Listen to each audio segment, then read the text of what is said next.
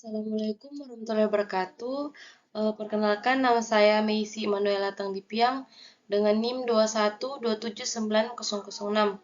Pada kesempatan kali ini saya akan membuat video untuk memenuhi tugas saya dalam mata kuliah digitalisasi, perdagangan, dan keuangan internasional. Nah, adapun judul yang akan saya bahas yaitu keamanan cyber dalam perdagangan internasional. Nah, sebelum saya lanjut jauh ke dalam video saya akan memperlihatkan beberapa pokok pembahasan yang akan saya bahas untuk beberapa menit ke depan dalam video kali ini. Nah, adapun pokok pembahasan yang saya bahas, yang pertama yaitu definisi keamanan cyber dalam perdagangan internasional. Yang kedua, aspek keamanan cyber dalam perdagangan internasional. Yang ketiga, cara mengelola risiko keamanan cyber dalam perdagangan internasional. Yang keempat, ada strategi mengatasi ancaman keamanan cyber dalam perdagangan internasional. Yang kelima, ada peran teknologi dalam mengatasi ancaman keamanan cyber dalam perdagangan internasional. Dan yang terakhir yaitu teknologi untuk mengatasi ancaman keamanan cyber dalam perdagangan internasional. Nah, itu dia pokok pembahasan yang akan saya bahas dalam video kali ini. Langsung saja ke dalam pembahasan. Apa itu keamanan cyber dalam perdagangan internasional? Jadi, definisi keamanan cyber dalam perdagangan internasional merujuk pada serangkaian tindakan yang bertujuan untuk melindungi sistem komputer, perangkat mobile, server, dan sistem elektronik dari ancaman dan akses yang tidak sah.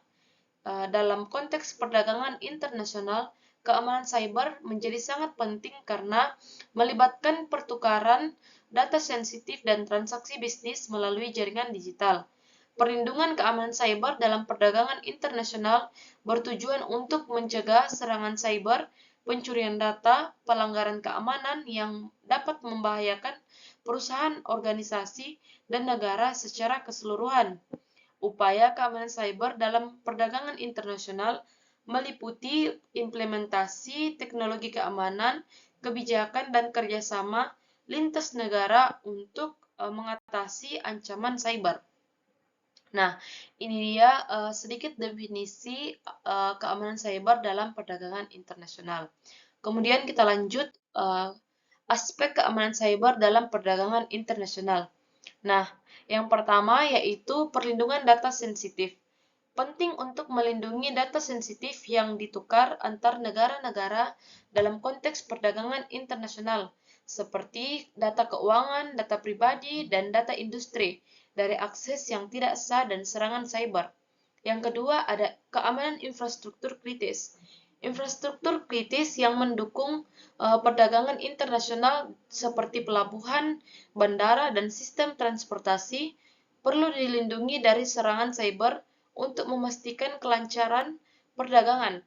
Yang ketiga, ada kerjasama internasional, yaitu kerjasama lintas negara dalam keamanan cyber menjadi penting untuk mengatasi ancaman cyber yang melibatkan dari satu negara, sehingga perlu adanya kerangka kerjasama yang efektif. Yang keempat, yaitu kebijakan keamanan cyber. Negara-negara perlu memiliki kebijakan keamanan cyber yang jelas dan efektif untuk melindungi kepentingan nasional mereka dalam konteks perdagangan internasional. Nah, jadi ini dia ada 4 poin aspek keamanan cyber dalam perdagangan internasional. Sekali lagi saya ulang, yaitu yang pertama perlindungan data sensitif, yang kedua keamanan infrastruktur kritis, yang ketiga kerjasama internasional, yang keempat itu kebijakan keamanan cyber. Nah, cara mengelola risiko keamanan cyber dalam perdagangan internasional. Nah, kita lihat ada 5 poin yang akan kita bahas. Yang pertama yaitu mengembangkan kebijakan keamanan cyber yang jelas dan efektif. negara-negara perlu memiliki kebijakan keamanan cyber yang jelas dan efektif untuk melindungi kepentingan nasional mereka dalam konteks perdagangan internasional. Yang kedua, menggunakan teknologi keamanan yang efektif. Memastikan teknologi keamanan yang efektif untuk melindungi sistem dan perangkat dari serangan cyber. Nah, kita harus menggunakan teknologi yang aman serta efektif untuk memastikan bahwa teknologi yang kita pakai ini aman untuk melindungi sistem kita dari serangan cyber. Yang ketiga yaitu membangun kerjasama lintas negara. Membangun kerjasama lintas negara dalam hal keamanan cyber menjadi penting untuk mengatasi ancaman cyber yang melibatkan lebih dari satu negara sehingga perlu adanya kerangka atau kerjasama yang efektif. Jadi dalam suatu kerjasama antar negara perlu adanya membangun kerjasama lintas negara agar menjaga keamanan tetap terjaga dalam perdagangan untuk menjaga keamanan privasi data yang terkirim atau transaksi yang terkirim sebagai bukti atau setiap kegiatan dalam adanya perdagangan. Yang keempat yaitu melakukan pelatihan dan pendidikan. Memberikan pelatihan dan pendidikan kepada pemangku kepentingan tentang keamanan cyber dalam konteks perdagangan internasional sehingga mereka dapat memahami ancaman dan melindungi diri dari serangan cyber. Jadi perlu melakukan pelatihan dan pendidikan agar memberikan pelatihan kepada pemangku kepentingan tentang keamanan cyber dalam konteks perdagangan internasional sehingga mereka dapat memahami tentang keamanan cyber dalam konteks perdagangan internasional untuk melindungi serta memahami ancaman-ancaman serangan cyber. Yang kelima yaitu melakukan audit keamanan secara berkala. Melakukan audit keamanan secara berkala untuk memastikan bahwa sistem dan perangkat yang digunakan dalam perdagangan internasional aman dari ancaman cyber. Jadi kita perlu melakukan audit keamanan secara berkala untuk memastikan agar perangkat yang digunakan dalam perdagangan internasional itu aman dari ancaman cyber.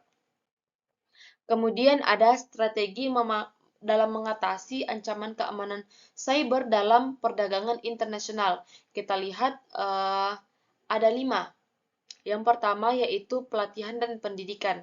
Memberikan pelatihan dan pendidikan kepada pemangku kepentingan tentang keamanan cyber dalam konteks perdagangan internasional sehingga mereka dapat memahami ancaman dan cara melindungi diri dari serangan cyber. Yang kedua yaitu kebijakan keamanan cyber. Membuat kebijakan keamanan cyber yang jelas dan efektif untuk melindungi kepentingan nasional mereka dalam konteks perdagangan internasional. Yang ketiga ada pengembangan teknologi keamanan. Memastikan teknologi keamanan yang efektif untuk melindungi sistem dan perangkat dari serangan cyber. Yang keempat yaitu kerjasama lintas negara. Membangun kerjasama lintas negara dalam hal keamanan cyber menjadi penting untuk mengatasi ancaman cyber yang melibatkan lebih dari satu negara sehingga perlu adanya kerangka kerjasama yang efektif. Yang kelima yaitu audit keamanan secara berkala. Melakukan audit keamanan secara berkala untuk memastikan bahwa sistem dan perangkat yang digunakan dalam perdagangan aman dari ancaman cyber. Nah, ada juga peran teknologi dalam mengatasi ancaman keamanan cyber dalam perdagangan internasional. Yang pertama yaitu teknologi keamanan. Teknologi keamanan seperti firewall, antivirus, dan enkripsi dapat membantu melindungi sistem dan perangkat dari keamanan cyber. Yang kedua, teknologi identifikasi. Teknologi identifikasi seperti biometrik dan autentikasi dua faktor dapat membantu memastikan bahwa hanya orang yang berwenang yang dapat mengakses sistem dan perangkat. Yang ketiga yaitu teknologi pemantauan seperti sistem deteksi, intrusi, dan sistem manajemen keamanan dapat membantu memantau aktivitas yang mencurigakan dan memberikan peringatan dini tentang serangan cyber. Yang keempat yaitu teknologi analisis. Teknologi analisis seperti analisis risiko dan analisis forensik dapat membantu mengidentifikasi dan menangani serangan cyber. Yang kelima, yang terakhir yaitu teknologi pemulihan. Teknologi pemulihan seperti backup dan pemulihan data dapat membantu memulihkan sistem dan perangkat setelah serangan cyber. Yang selanjutnya yaitu teknologi untuk mengatasi ancaman keamanan cyber dalam perdagangan internasional. Yang pertama yaitu firewall atau antivirus. Teknologi ini dapat membantu melindungi sistem dan perangkat dari serangan cyber dengan memantau dan mengontrol lalu lintas jaringan serta mendeteksi dan menghapus malware.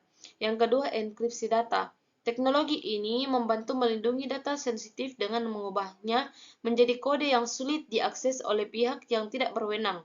Yang ketiga yaitu deteksi intrusi atau intrusion detection system atau IDS dan sistem pencegahan intrusi atau intrusion prevention system atau IPS. Teknologi ini membantu mendeteksi dan mencegah akses yang tidak sah ke sistem dan jaringan. Yang keempat yaitu autentikasi multifaktor. Teknologi ini memerlukan lebih dari satu metode autentikasi untuk memverifikasi identitas pengguna seperti kata sandi, token, dan sidik jari. Yang terakhir yaitu pemantauan keamanan jaringan atau network security monitoring. Teknologi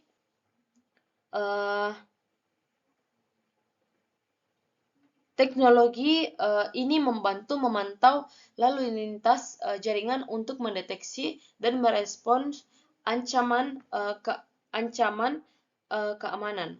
Nah, itu dia tadi beberapa pokok pembahasan yang saya bahas. Semoga video ini dapat bermanfaat bagi orang-orang yang menontonnya. Assalamualaikum warahmatullahi wabarakatuh dan terima kasih untuk perhatiannya kita semua.